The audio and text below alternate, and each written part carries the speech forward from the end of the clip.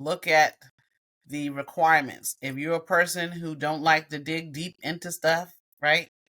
Yeah. Um, then maybe it's not for you. If you're a person who can't handle pushback, because there's going to be some pushback, right? When you go to these Yeah. businesses and say, "Hey, you're accountable for this," there's going to be pushback from executives on down, right?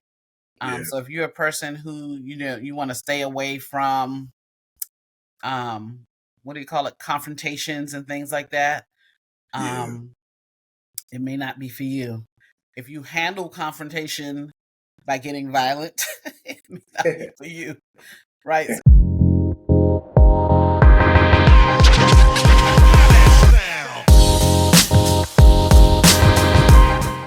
Welcome to the Unknown Options, the place where we explore the unknown options.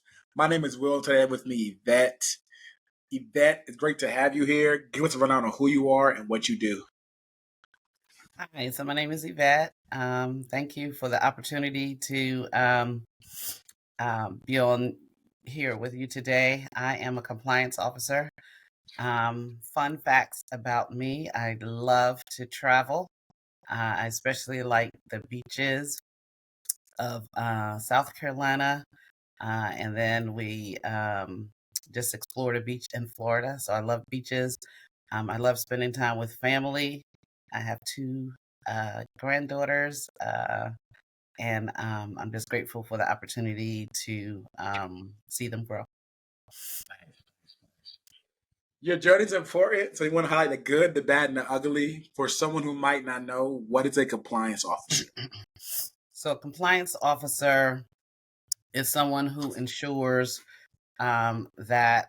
So, I work for a bank, and so I'm ensuring that the bank is in compliance with a regulatory law or rule.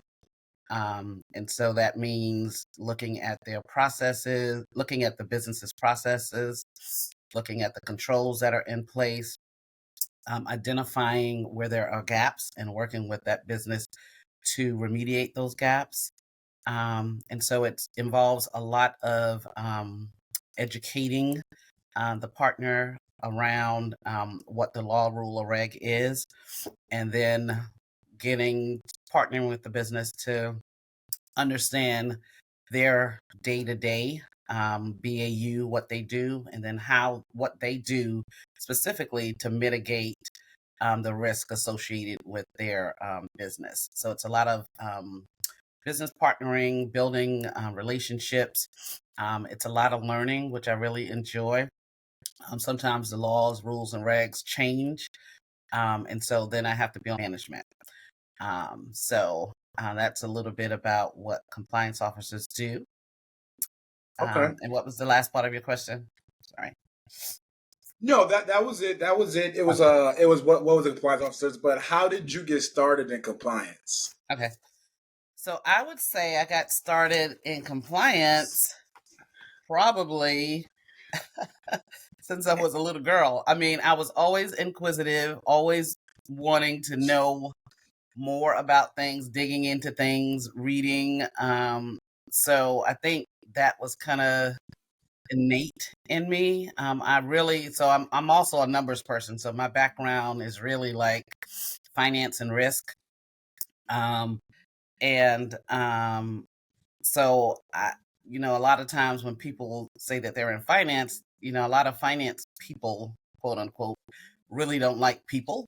They like numbers and digging into numbers and stuff. But I Yeah. am the type where I love kind of digging in and getting details and understanding why things happen. But then I also love building relationships. And so I would say that it was, a part of me growing up. Almost all of my roles, I don't know if you have my resume in front of you, but all of my roles had some element of risk management as well as finance. So today I am a compliance officer for enterprise functions. So it's dealing with kind of the finance side of the business. thanks for that. Is there a difference between, I know you mentioned risk a lot. Is there a difference between like risk, like if someone was a risk officer, is that the same thing as compliance or are there differences? Yeah, so I work in corporate risk. Okay. My title is compliance officer. Um, so yeah, it's basically the same. Why is like being a compliance officer important and what does it contribute to like general society? Or I guess maybe your company in general. Yeah, so it's really so one thing I really like to be in roles where I'm adding value, which really making a difference for the company, for the community. And so, especially in a day and time like today, as far as our regulatory kind of landscape is concerned, it's really important to ensure that we as financial institutions, whatever business a person is in, that we're doing the right thing. And so it's really important to be a part of that work and to make sure that alignment is occurring with regards to what we're doing as a business, and then how that equates to you know adding value to the customer and the communities and things like that. So Okay, I like that. Tell us your path. I mean, you haven't told us how long you were in, or how long you've been in compliance, or just like finance in general. But tell us your path from high school to college to where you are currently. Were you always looking to be a compliance officer when you were a little girl? no, so in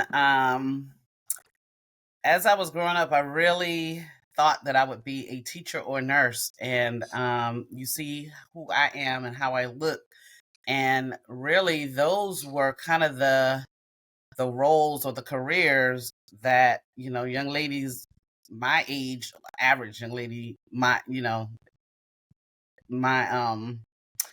generation, that we thought we could be. You know what I mean? And so I really my probably my 11th year in high school, I thought I was going to be. I had kind of singled out, kind of know I wouldn't be a nurse because somebody told me what all you had to do to be a nurse, and so I was like, oh, I didn't realize you had to do all of that. So I just said, well, I'll be a teacher, and I had actually gotten accepted to Boston University, and I was going to go to Boston University to be a teacher, elementary school teacher. And then, I had never been away from home. Um, Used to ride the train to high school and things like that, but never been, like away from my parents and my siblings. And so I decided, to find a in town kind of school where I wouldn't be so far, because Boston was, I was living in Brooklyn, New York. And so Boston was a ways away.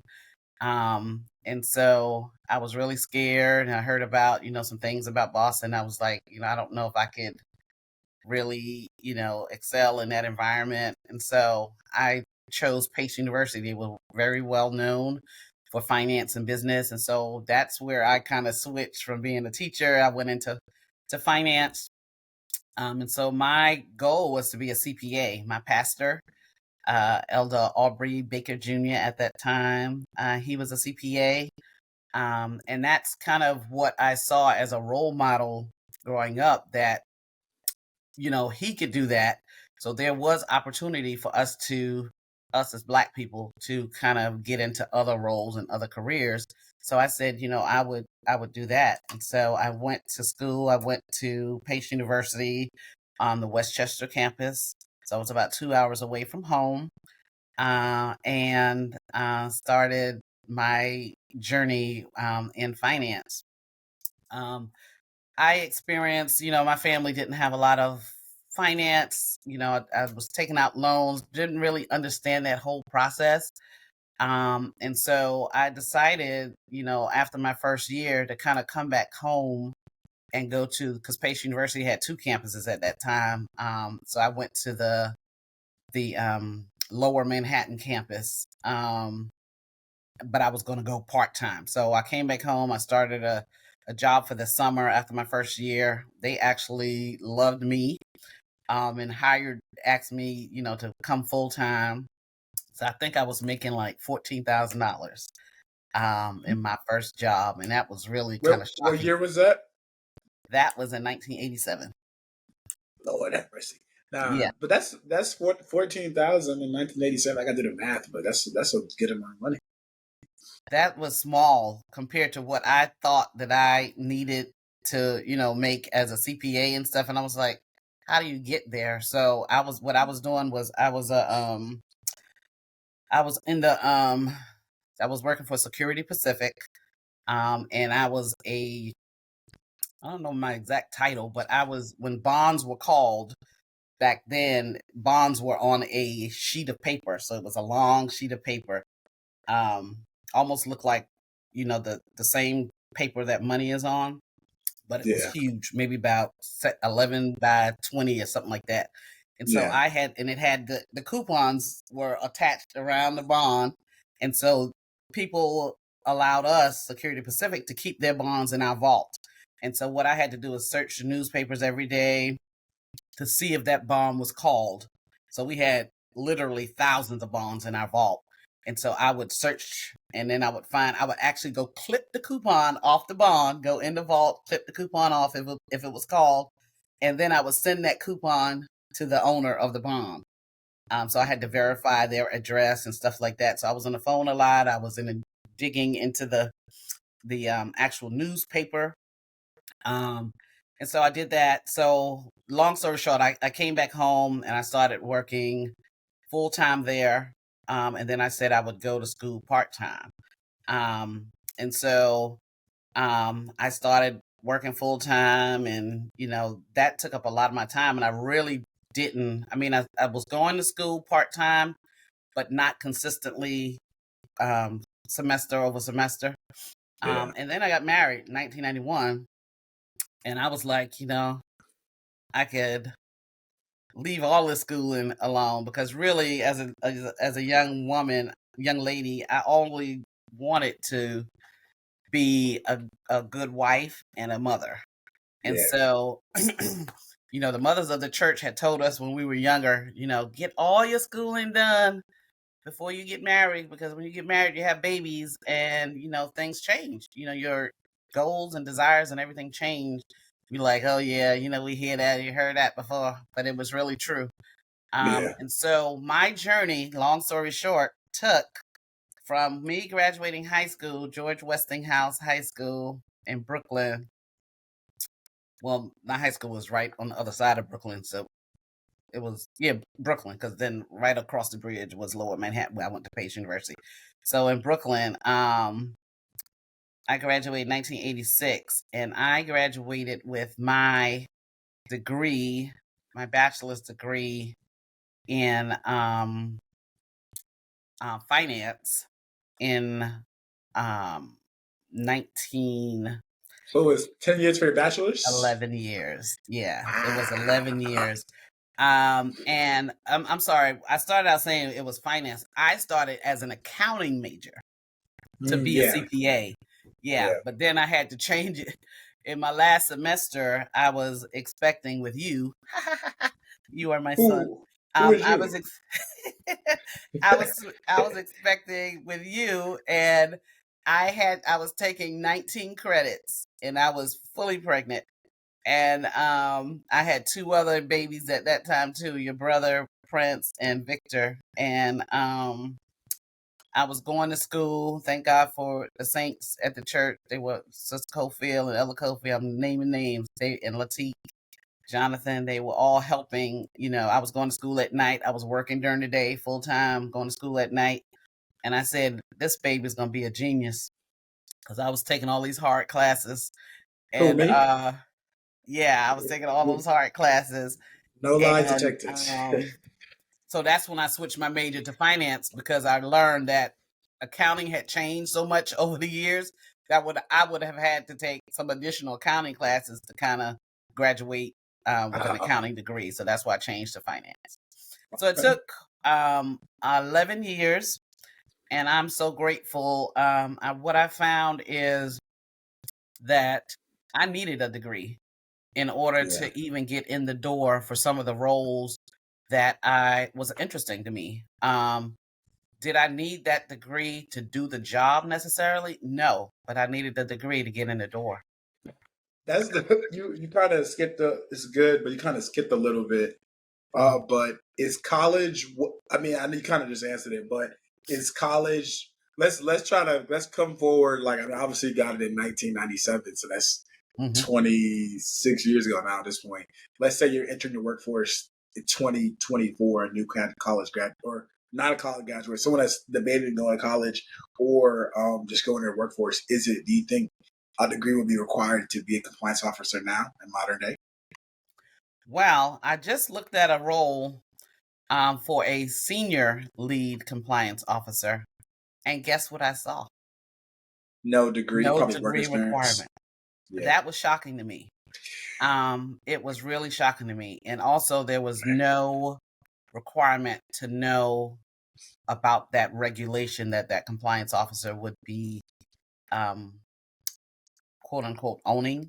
So that was shocking to me. But what I'd say is it's according to the manager. Sometimes it's according to the business itself. It's according to how desperate the need is. You know what I mean? Yeah. So I think it's awesome that, there are places that would take persons who have experience in the field, like working experience, and not require a degree. But what I found after I graduated, um, in every role that I attempted, solicited for or applied for, every one of them said I needed a bachelor's degree.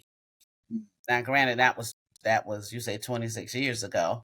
Yeah. Um, I later went on when we moved here to Charlotte, North Carolina, and I never wanted my children to go through New York's public schools, and so I prayed when we had our first son, and I said, "Lord, help us to be out of New York by the time he has to go to kindergarten or first grade."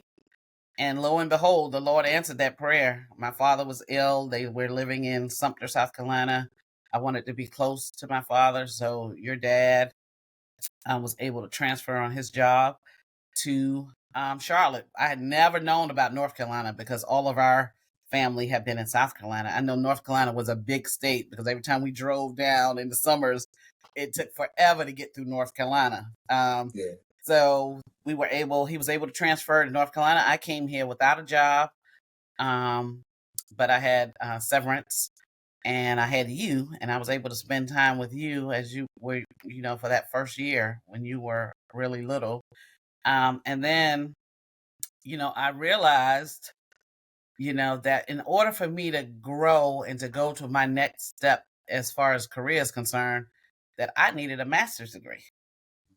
So I got here and tried to get into UNC Charlotte in their Masters of Accountancy program because I was trying to get back to that accountant kind of role. And they would not accept me because of my GPA. So I will gladly say, I'm saying it on, this first time I ever did this. I will gladly say that my GPA in college was about 2.78. What? We had the same GPA, and you Really? was getting on me. I Because actually it would mine have was been better. Like, I hate that my GPA was 2.78. I mine wish was it higher than was, yours. Mine was huh? 2.7. Mine was 2.79. Oh, okay. Well, I was Woo! out because I did, I was working full time. Now what's your excuse? I was I working was full working full time time too. What are you talking about? when you were in college. Yes, I was working full time since I was 16. You were I was working working full full. time. I was working 40 hours at Lowe's, and I was doing Okay, wholesale and you was real at estate. Lowe's. Okay, But I was still at full time. I was working 40 hours. yeah, but I'm saying you didn't have to do that. I was working 40 hours because I had to work 40 hours. I mean, yeah, but you say working full time. Yeah, Yeah, let's okay. look Well, on top. Let's yeah, look on top. my job was a job to help your dad put food on the table. So I was working, then I had to go pick up babies, and then I had to study, and then I had my responsibilities at church, and but I look back and I say, why couldn't you just get a 3? You know what I mean? Every job I applied for said they wanted a 3, 3.0. Yeah. Anyway, so the UNC Charlotte would not accept me in their Masters of Accountancy program, and I didn't want to apply for anything else. So then I Yeah. found Queens College. It was called Queens College at that time, and it was a small master's program. It was a business program, and I was like, you know what? I felt really good with Queens, and I went there. I think in 2002. So that was 5 years after we got here. Everybody was in school. You were in school. Victor was in school. Prince was in school, and then the Lord blessed us with me and your dad with another family. So the Hamiltons, husband and wife, who had a daycare business during the day. We knew them through church affiliation. Their mother, Michael's mother, attended our church, and his wife Glenda, um, I asked her, I'm going to school twice a week. Your dad was already working nights. Would she be able to keep y'all? And she kept y'all for $1 an hour. Yes, and not $3 because it was 3 of y'all. She kept all 3 of y'all for $1 an hour. So your dad used to drop you off around 5. He had to be to work at 6:50 or something like that. So he would drop you off around 5:50 because he couldn't be late. And he dropped y'all off at 5:50. She was cooking good food every day. Y'all had already eaten and everything, but she was feeding y'all on everything, and she did that for 2 whole years while I went to school. And so I'm so grateful to God for all of the people that He has had in our lives to kind of help with my getting my education. Now, if I had listened to those mothers of the church earlier, where they told me to get to school at first, I wouldn't have to go through all that. But they did. So I went to Queens, and there was one point at Queens where I'm just gonna put it out here. Just let it all out, girl. There was one point at Queens Wait, just notice where going on the internet. I don't know what you're about to say. I know. There's one point So at yeah. Queens where the marital relationship was not that great, Oh, and everything else, working full time. That at that point, I was still at the bank that I had found. I'm not gonna name that bank, but I was there. But things weren't going that well there, and I was looking for other opportunities. And then, with my schoolwork, and I had actually at Queens, I had to maintain a B average, right? So you could get 1C throughout that whole program, but that was it. And I think I had already gotten a C, and I was about to get a F. And I went and talked to the dean, and I'm not going to say his name, but he was so kind, because I will tell you, at Queens, there wasn't many of me in this master's program. Like, I'm going to say that, oh yeah, there was Mavis, right? Mavis, and me, yeah. and maybe one other person that looked like us, right? And so the class was about 20 people. But this dean, I went to him and I explained to him the situation, and he gave me grace. And I thank God, because I would have been kicked out the program, because I wasn't even at a C. I was like at a F. And he allowed me to kind of scrap that class, and then he allowed me to start over. And from that on, I maintained my A or B average, and I was able to graduate Queens in 2005 with a master's in business administration. And that master's, a lot of times, the other advanced roles that I wanted, they were all requiring master's degrees. And so I was able to kind of get into these roles because I had the master's degree. And I'll say what I said earlier. Did I need that master's degree to actually carry out the work responsibilities? Not at all. But that's what got me in the door. So that was a long way to answer your question. No, that was good though, because it went through everything. Do you think there's going to be like a barrier to entry in this industry, or do you think well, I guess you kind of answered already, saying that like a lot of the listings you're seeing now say that you don't really need experience. Do you think that's going to change in the future, or do you think it's kind of stay the same? Like, do you think it'll? Now, that was one particular listing, Uh, right? But yeah, there are others where that requirement. So I think it's really dependent on who that manager that's hiring is, what their flexibility is. And it could be in the same company, but different managers are kind of, looking for different requirements. So yeah, I think it's really going to be on a one-off basis. But, as the Lord, I would tell anybody to seek the Lord, and He will guide you and direct you into where you should be, because it's not really about being, quote unquote, in a certain title role, because you can get the experience you want. I was doing compliance before I was a compliance officer. yeah, Every role I had that element of compliance. And then, I was, it was my request to kind of be actually a compliance officer. Do I really need that quote unquote title of compliance officer? I was already doing compliance. I was yeah, already making sure that, that part of the business I was dealing with in previous roles, that we were complying with some type of regulation, some type of requirement. So yeah. you can be doing what you love to do, and you don't have to have that exact title. That's what I'll say. All right, okay. Well, this is going to be the last question of the first part of the interview. Give us your day to day and your current compliance officer position, and then give us the. I mean, obviously you started in the industry a while back ago, so give us like the evolution. Like, you can kind of just name, like, I know you said you were doing compliance duties before you were a compliance officer, so I Mm-hmm. guess give us like the job titles and how like you accelerated in your career from the beginning, after the day to day. Okay, so the day to day is my day to day now is really, again, like I mentioned before, that I used to peruse the newspapers for bonds that were called. Yeah. Now I look through reporting that's provided for me, but and I look through and I look at the reg sources that I own. So right now I own reg sources for um, stock repurchase, for lending limits, and for Wait, Reg F. what does like? I don't mean regulatory, but like sources, like that's like where they Regulation, come from. like Oh, a regulation. regulation. Oh, okay. It's a federal regulation, and each of them have topics. Like there's regulations on privacy, there's regulations on how to treat your customers, how to gain a customer, right? How you can Yeah. accept customers, what information you need. And so so I look through this reporting source that's given to me to see if there were any changes in the regulations that I own. Yeah. If there are, then there are process steps that I need to follow to make sure that those changes flow through our system of record.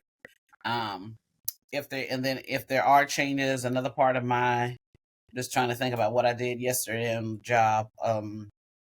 Sometimes we have to escalate issues, right? True. Because we may say, "Hey, business, this requirement this requirement is applicable to you," right? And the business might say, "Well, I only have this teeny piece of it.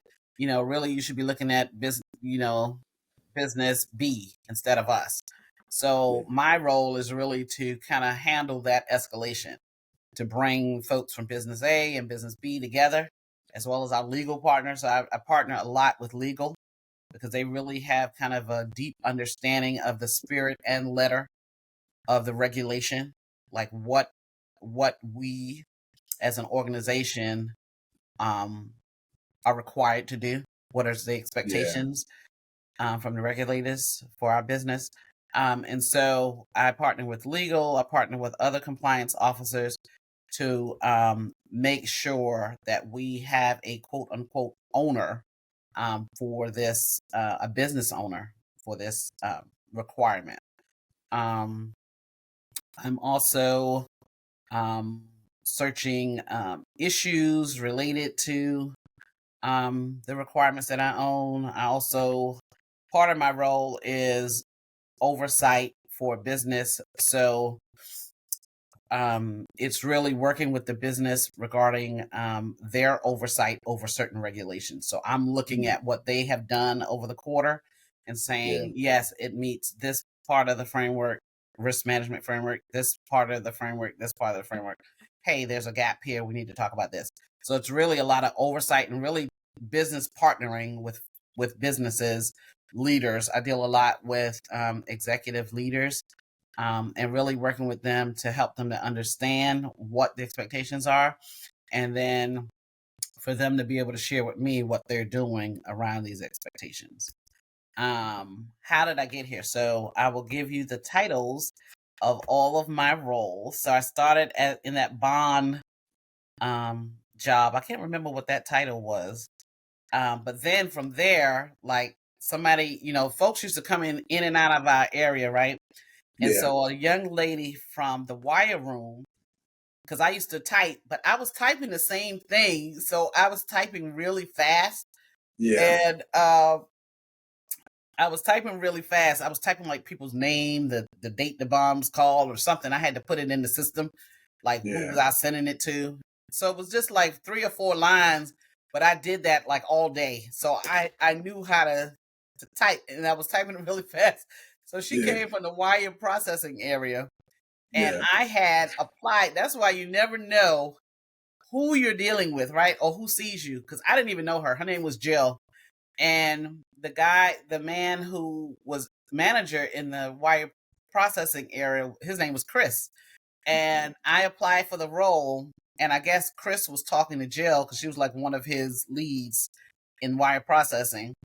And he was telling her, I guess about my resume. She told me this later. And she told me after I got the job that she told Chris that I could type like 80, because in that role you had to type like 65 minutes, 65 words per minute. She told Chris I was typing like 80 words per minute. And I said, oh my goodness. I was like, oh, they all gonna be shocked because I couldn't type that fast. I was typing fast. What she heard me typing, because it was nothing really. It wasn't like I was typing like a paper or anything. But that's how I got that job. She told him, I don't know what, because I had no other experience in wire transfer. So I became a wire transfer, funds transfer specialist, I guess it was called back Wait, then. did they notice you couldn't type that fast when you got the job? No, because you didn't even need to type that fast. You didn't need to type 65 words per minute. We had wires. The wires would come in. I would type them in. Somebody else had to verify those wires that I typed everything in correctly. And then they went to a second verification. So you really didn't, they wanted somebody in case we had like a bunch of them coming together, then you can get them out fast, because we had to have all our wires in and verified before the Fed closed, which was 6:30 back then. It's still 6:30, I think. 6 o'clock or 6:30, one of them. But did I need to know how to type? No. But did a lot of other people who were in that role, did they type? Yes, they did. They typed really fast, but I didn't. But I was very detailed and didn't make a whole lot of mistakes, so that was important. So from that role, I went into what was called a escrow role, and this role really made me see the biases in industry. Because this role, it was about 4 of us plus the manager. I was the only Black person in that department, and I was the only one who was not like, these people were really smart. And I was the only one. I was going to school. I had started back going part-time, but I wasn't, I didn't have a degree or anything, and they really showed me that I didn't have a degree. Like really nasty and really, uppity and snippety. And these were men. I was, I think there was one other lady. She was a Caucasian lady, but these Caucasian men in that role, they really showed me who they could be and who they were. So that was I only stayed there a very short time, and then I was able to get into a finance role at Security Pacific before Bank of America had merged acquired Security Pacific. So that company became Bank of America. And that was I was working in Lower Manhattan, um, right down the road from Pace. So I could go right there after work if I needed to, or if that was a school night. But so I became that escrow person. I went into the finance role, like a really low level finance role. And I stayed there, and then that's when we moved to North Carolina. We moved to North Carolina in '97. Had you in '96, and so when I went back to work, they were offering, they were trying to do reduction in force, and so I volunteered to get I volunteered to get severance, and my manager at that time, his name was Paul. I can't think of his last name, but he went to HR, and they were able to offer me severance. I told him what was going on. My dad was ill. We were going to be moving anyway. That would be a way for me to be able to get unemployment and stuff. And so I thank God for his mercy. He allowed me to get, that severance package. I had been working there for 8 years at that time. So I got that severance package, and 8 years full time. I got that severance package. We moved, came down here, and then I went to, and I kid you not, I still don't know to date. I was looking for a role. We moved down here in July of '97, and I was putting out my resume. I kid you not. I said, everybody in Charlotte must know my name, because I put out hundreds of resumes. Yeah. And a lot of time here in Charlotte, everything wasn't fully online. Yeah. So I was mailing resumes, I was, emailing resumes, and I just thought everybody knew my name. But it was God's timing. In December of that year, I got offered a role, and I went to this role, and I was doing it was called I-5. I still don't know exactly what I was doing. They just showed me do this, do this, do this. We was filling out forms on the computer, and I'm just taking information from the form, putting it in the computer. And I'm like, Yeah. what is this? What am I Yeah. doing? Is this against world peace or what? I didn't know what I had to do with. I think I finally figured out that it was like equipment depreciation, but nobody explained to me like it was just a task. I was a task rabbit. Um, Okay. I was a task rabbit, but I think I was there because I met this wonderful young lady, Sherby Watkins. And sometimes God has you places, for his purpose and not Yeah. yours. And Yeah. I met Sherby. Sherby ended up passing away with a bad illness. But I was able to befriend her and hopefully show her the love of Christ, and her family the love of Christ. She had a daughter called Sheridan, and her daughter was 5 when she passed away, I think. So sometimes God has you places, like I don't know what I was doing on that job. I was going every day. Sometimes I had to take a cab because we only had one car. I had to and in New York, we could get cabs everywhere we want to go, pay $3, Yeah. $5.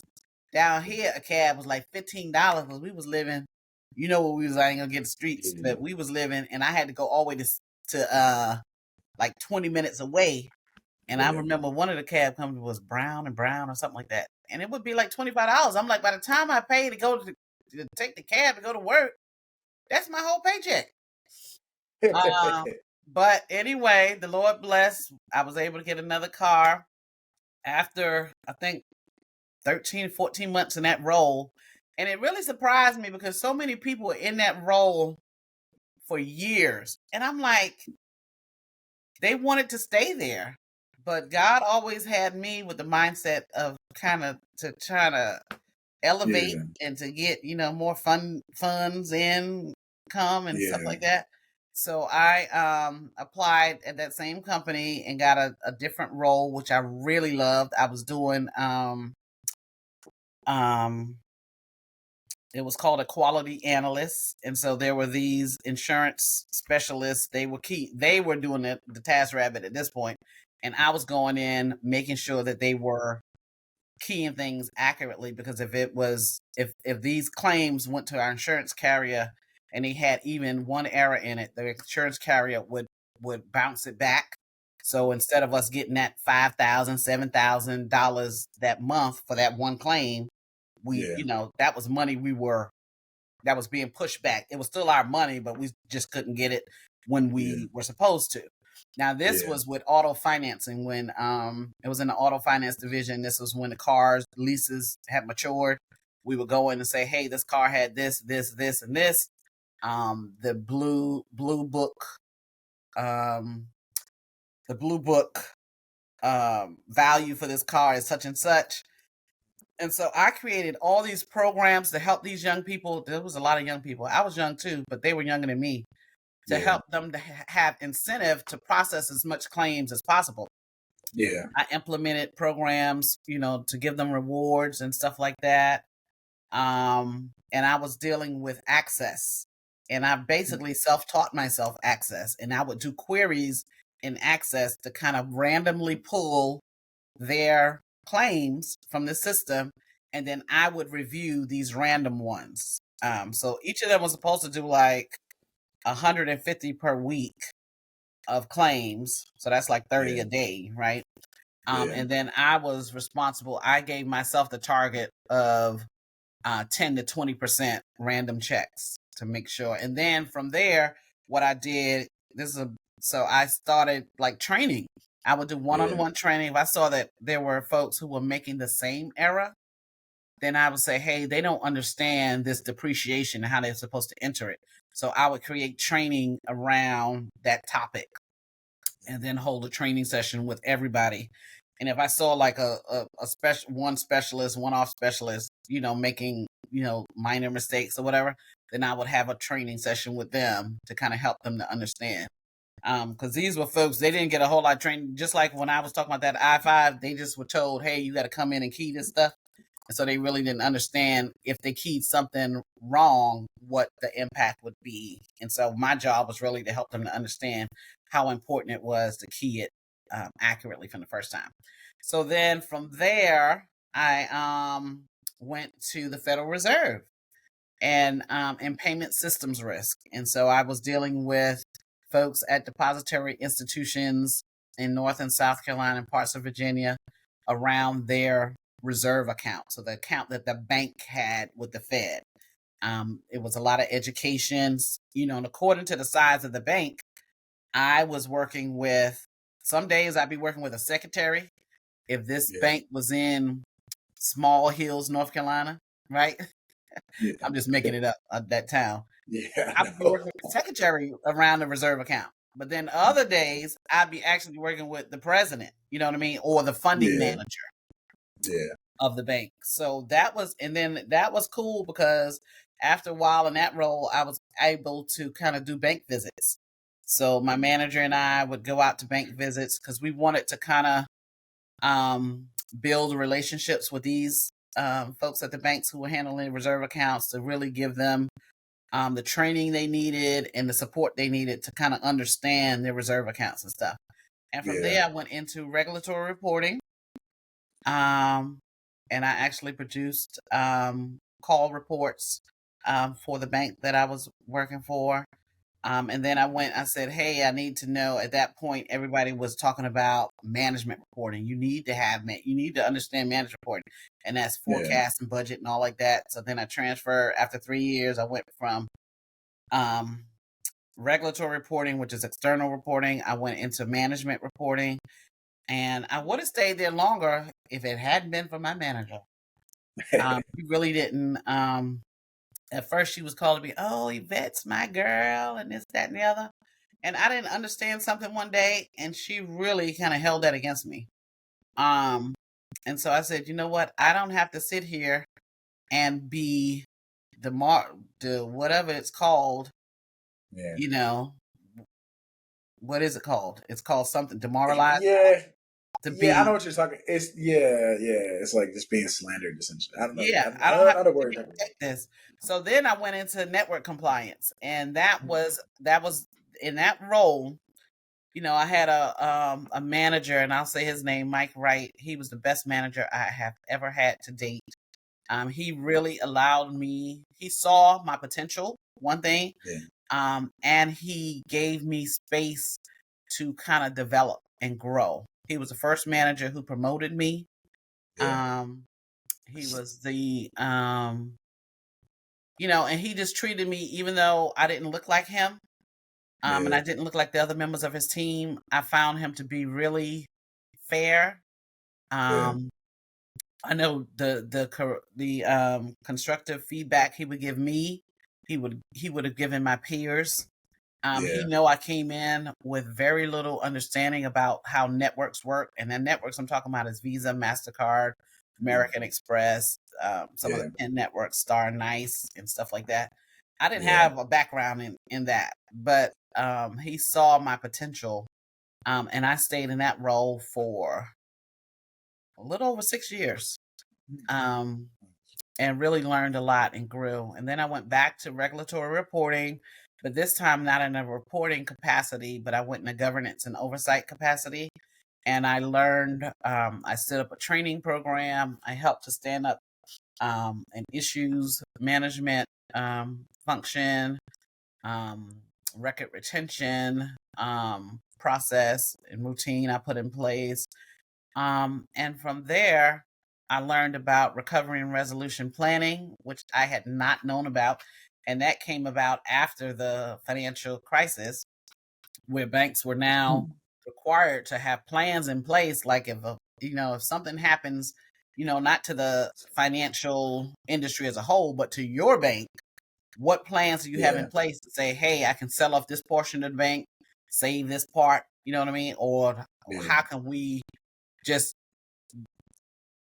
sell off everything, piece Yeah. by piece? How would you go about doing that? So that's a recovery and resolution plan. So I was in that role.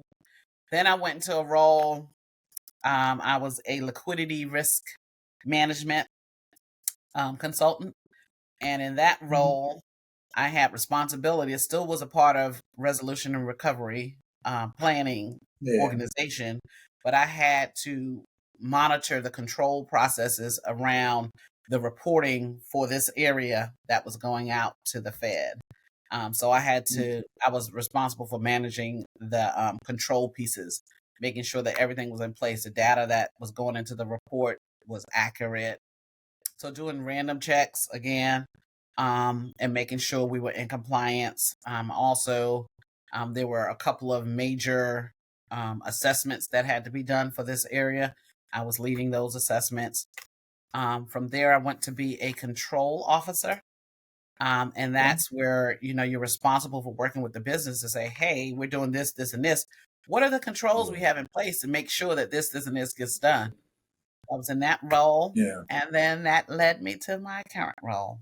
That's a long journey, but I know everybody's gonna appreciate That's it. a You long telling journey. every detail. Because honestly, I don't think we've had someone like, yeah, I don't think anybody's told us that yet. I think we're lagging a little bit, but okay. Well, now we're on to the not so speed round. I ask you a couple quick questions. Answer them as quickly or as long as you want.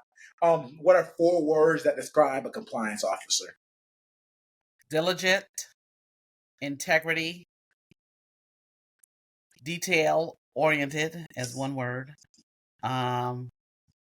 and I'll say ever learning as another word. That's another one word. Why? Why ever learning? Because you have to be a person who is has the aptitude to learn, because things are always changing in the regulatory environment. So Okay. What's a profession that you would think is most like being a compliance officer? I would say a lawyer. A lot of people who are compliance officers are also lawyers. Mm. Yeah. So they work both like simultaneously, or No, they they're have like their extra, legal. They have their, because even a guy who's on my team, he has his what do you call it? He's licensed to practice law. like a JD? Is it a JD? Yeah, he has a Yeah, JD. yeah. But he was Okay. actually a lawyer. He had his own firm and everything. But he keeps up his continuing ed, so if he ever wants to go back into fully doing law, he Yeah. can. But a lot of them have their JDs. Yeah. Interesting. Okay. What would society look like without compliance officers? It would be a lot of um, wrongdoing going on. There would be no accountability, right? Because the compliance officer is really ensuring accountability, right? That I'm going to hold you accountable, business, to do this and this. And so there would be no accountability. There would be a lot of bias.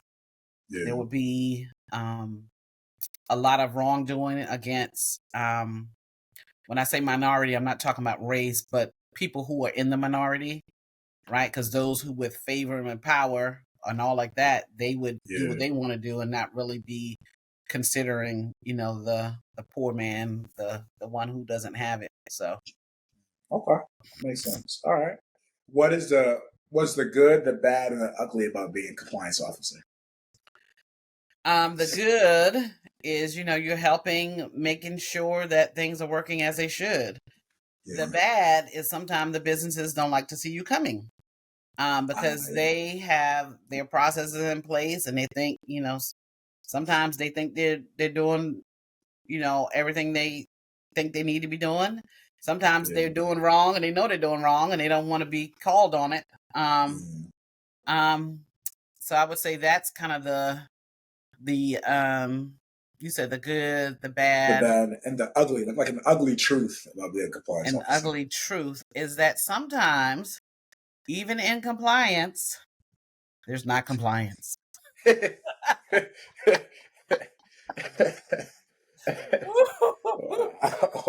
That's an ugly truth that I just recently found out about. I was like, wow. But I think I saw that with your dad, because your dad's in law enforcement, and then he'd be speeding, and I'm like, but don't y'all stop people for speeding? You know what I mean? So I think it happens a lot with folks who are in, supposed to be oversight, and then they're not following the rules. Because they're people. You're like a rule follower. Me and Daddy, you rule breakers. I was sitting in, because now we have drop-in offices, right? Yeah. So I was sitting in this office, and there was a desk cabinet in that office. It didn't have any keys, so that means that somebody took the key. But the drawer was open, like fully open. The bottom drawer was like broken. It was open and on the floor. And the top drawer, I went to put some stuff in there, and guess what I found? A list of stuff. I mean, a stack of stuff with people's personal information that shouldn't have been there. And I'm like, I know who put it in there because they sit in that office every day. They happen to be out of the office. I think that was Thursday when I was sitting in there. And I'm like, aren't we in compliance? Like, this is personal information, people's personal information. This should have been shredded. It should have been something. Yeah. So most people, like I said, most people are rule breakers. You're a rule follower, so it's like most people don't follow rules. Are you underpaid or overpaid as a compliance officer? Am I underpaid or overpaid? I would say that I am paid. I'm paid on par, but could I leave my company and get the same pay at another company? I don't know. I don't think so. You said you would get more at a different company or get less? It would probably be less. Yeah. So. Interesting. Okay. Yeah. All right. What's one person, book, or event that changed the trajectory of your life? One person would be. No, it's either. Oh, I mean, if you choose a person, yeah. Yeah, I'm gonna choose a person. Okay. My person would be Mother. Why am I not remembering her first name? Spicer Lewis. Mabel Spicer Lewis. I was a young girl with a lot of internal kind of situations going on. And she saw something in me. I think I was probably 5, and she was the missionary at the church right next door. And she stopped and asked my parents, can me and my sisters go to church with her for Sunday school? She would pick us up every morning, even though we lived literally right next door to the church. So my mother could have been sending us there anyway, but so she Yeah. did that, and it really not only changed the trajectory of my life. My grandmother, my great grandmother Delia Abrams. I'm just putting everything out there. Lord help me. My great grandmother, and my grandparents who lived in South Carolina, they all went to church. And so in the summertime, we went to church with them because we were there in the summers. But when we came Yeah. back to Brooklyn, we didn't go to church. So this woman who took the time, she didn't have any children of her own, and she took the time to be responsible for 3 babies. I was 5, my older sister was probably 6, and my youngest sister was she was just probably 2.